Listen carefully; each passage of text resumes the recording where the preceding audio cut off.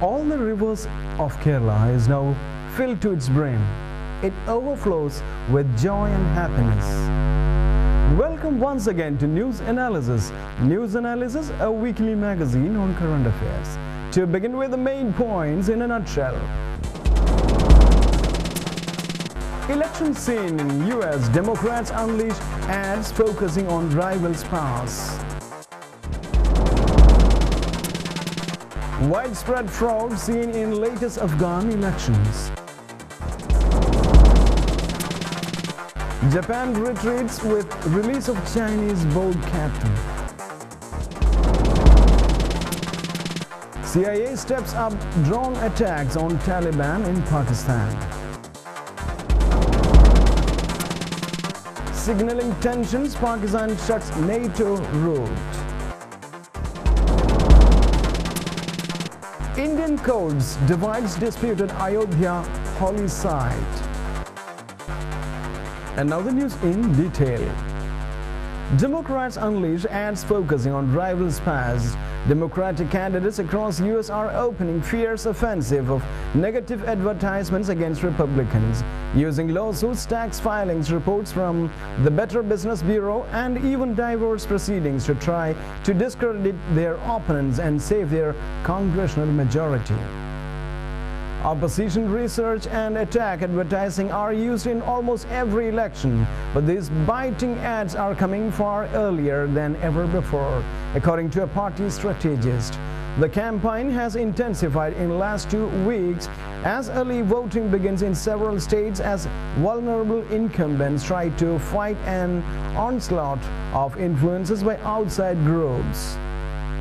As they struggle to break through with economic messages, many Democrats are deploying the fruits of year-long investigation into the business and personal histories of Republican candidates and avoid having races become a national referendum on the performance of President Obama and his party. In Ohio, Representative Betty Sutton calls her Republican rival Tom Galli a dishonest used car salesman who has been sued more than 400 times for fraud, discrimination, lying to customers about repairs, overcharging, and endangering their safety. She warns voters, "You might have heard the old saying, buyer beware." Negative ads can be successful whether or not they are fair and fully accurate, particularly if they lure an opponent into responding or if they are define a political newcomer before he can define himself. But they also carry risk, especially in a year when voters are frustrated about the economy and impatient with politics as usual. Our strongest piece of opposition research on Democrats is their voting records, said Representative Pete Sessions of Texas, chairman of the National Republican Congressional Committee. While character assassination seems to be the strategy for Democrats this year, the American people are supporting Republican candidates because they are providing an alternative. Widespread fraud seen in latest Afghan elections. Evidence is mounting that fraud in last week's parliamentary election was so widespread that it could affect the results in a third of provinces, calling into question the credibility of a vote that was an important test of American and Afghan effort to build a stable and legitimate government. The complaints to provincial election commissions have so far included video clips showing ballot stuffing, the strong arming of election officials by candidates, agents, and even the handcuffing of detention of election workers. In some places, election officials themselves are alleged to have carried out the fraud. In others, government employees did, witnesses said. One video showed election officials and a candidate's representative haggling over the price of votes. Many of the complaints have come from candidates and election officials, but were supported by Afghan and international election observers and diplomats. The fraud appeared to cut both for and against the government of President Hamid Karzai, much of benefiting sometimes unsavory local power brokers.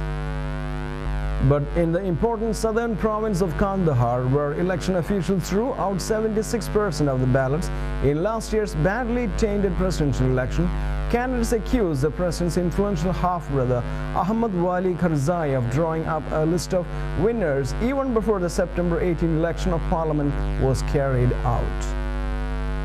Japan retreats with release of Chinese boat captain. A diplomatic showdown between Japan and China that began 2 weeks ago with the arrest of captain of a Chinese trawler near disputed islands ended Friday when Tokyo accepted Beijing's demands for its immediate release, a concession that appeared to mark a humiliating retreat in a Pacific test of wills. Japan freed the captain Jan Quihong, 41, who left Saturday on a chartered flight sent by the Chinese government to take him home. Mr. Jan had been held by Japanese authorities since the boat collided with Japanese patrol vessels on September 7 near uninhabited islands in the East China Sea, and Japan had insisted that he would be prosecuted. His release handed a significant victory to Chinese leaders who have ratcheted up the pressure on Japan with verbal threats and economic sanctions. It certainly appears that Japan gave in, said Hiroshi Nakanishi, a professor of international relations at Kyoto University.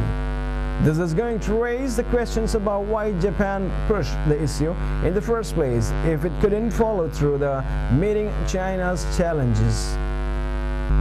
The climb down was the latest indicator of the shifting balance of power in Asia. China this year surpassed Japan as the world's second largest economy and had already become Japan's biggest export market. Japan's mired in extended political uncertainty and economic malaise has had a succession of weak prime ministers who have struggled to assert its interest in a region focused mainly on a resurgent China. CIA steps drone attacks on Taliban in Pakistan. The CIA has drastically increased its bombing campaign in the mountains of Pakistan in recent weeks, American officials said. The strikes are part of an effort by military and intelligence operatives to try to cripple the Taliban in a stronghold being used to plan attacks against American troops in Afghanistan. As part of its covert war in the region, the CIA has launched 20 attacks with armed drone aircraft thus far in September, the most ever during a single month and more than twice the number in a typical month. This expanded air campaign comes as the top officials are racing to stem the rise of American casualties before the Obama administration's comprehensive review of its Afghanistan strategy set for December. American and European officials are also evaluating reports of possible terrorist plots in the West from militants based in Pakistan. The strikes also reflect mounting frustration both in Afghanistan and in the United States that Pakistan's government has not been aggressive enough to dislodging militants from their bases in the country's western mountains. In particular, the officials said the Americans believe the Pakistanis are unlikely to launch military operations inside North Waziristan, a haven for Taliban and Qaeda operatives that has long been used as a base for attacks against troops in Afghanistan. Some Pakistani troops have also been diverted from counterinsurgency missions to help provide relief to victims of the country's massive flooding. FDA to restrict Avandia, citing heart risk. In a highly unusual coordinated announcement, drug regulators in Europe and the United States said Thursday that Avandia, the controversial diabetes medicine, would no longer be widely available. The drug sales will be suspended entirely in Europe, while patients in the United States will be allowed to access to the medicine only if they and their doctors attest that they have tried every other diabetes medicine and that patients have been made aware of the drug's substantial risk to the heart. Patients now taking Avandia may continue to do so. The Food and Drug Administration's decision shows that the Obama administration is taking a harder line on the drug safety issues, even in the face of scientific uncertainty. Along with its announcement, the agency for the first time immediately posted on its website internal memorandums from the top staff members that in some cases offered entirely contradictory advices.